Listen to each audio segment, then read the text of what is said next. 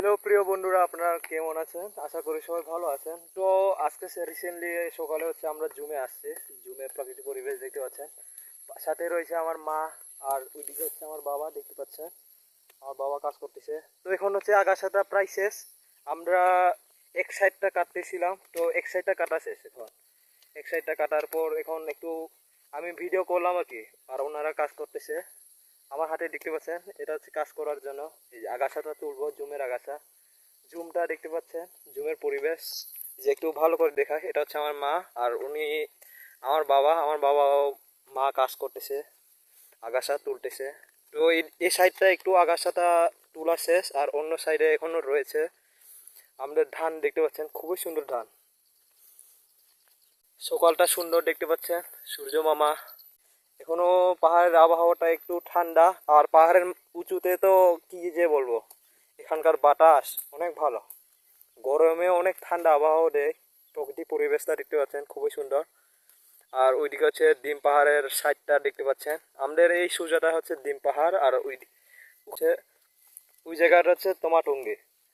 So আমাদের দেখতে পাচ্ছেন, এটা আমাদের জম, জঙ্গলের মধ্যে রয়েছে জম। আর নিচে ওইটা আমাদের মাচাংভাড়ি। আমাদের মাচাংবাড়িটা, ছোট মাচাংবাড়িটা দেখতে পাচ্ছেন। সো এটা পুরোটা আমাদের জম, আর আমাদের দুইটা জম, এই সাইডে একটা আর অন্য সাইডে একটা আছে। এই পাহাড়ের এই পাহাড়ের সাথে অন্য সাইডে রাখি এটার, এই পাহাড়ের ওইদিকে অন্য সাইডে আরেকটা জুম। আমাদের দুইটা জুম, মানে এই জুমটা একটু ছোট হয়েছে, তাই আরেকটা দুইটা জুম করলাম আর কি। দেখতে পাচ্ছেন সুন্দর ধান, একটু সুন্দর পরিবেশ। যাই হোক, মূল কথা এখানে সবকিছু নিজের হাতে করতে হয়। এখানে ঘর বাড়ি যা কিছু আছে সবকিছু নিজের হাতে বানাতে হয়, আমাদের অনেক পরিশ্রম হয়।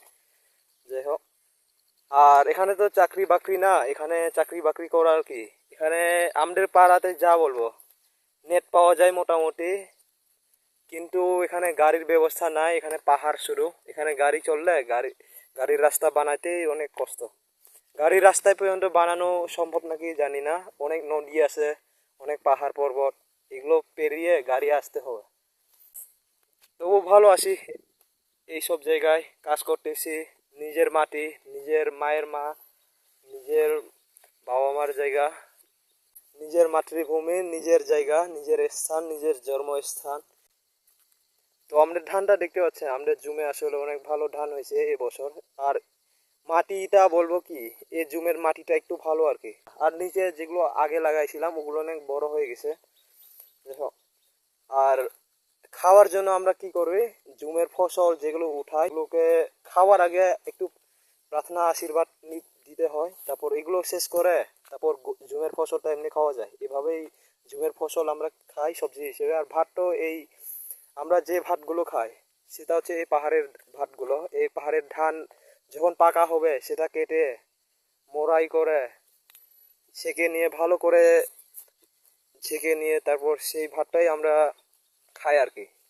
আর এখানে কিন্তু কোনো মেশিনের কাজ না, এখানে ধান মাড়াই করবেন যা করবেন সবকিছু নিজের হাতে, নিজের পরিশ্রম নিজে করে।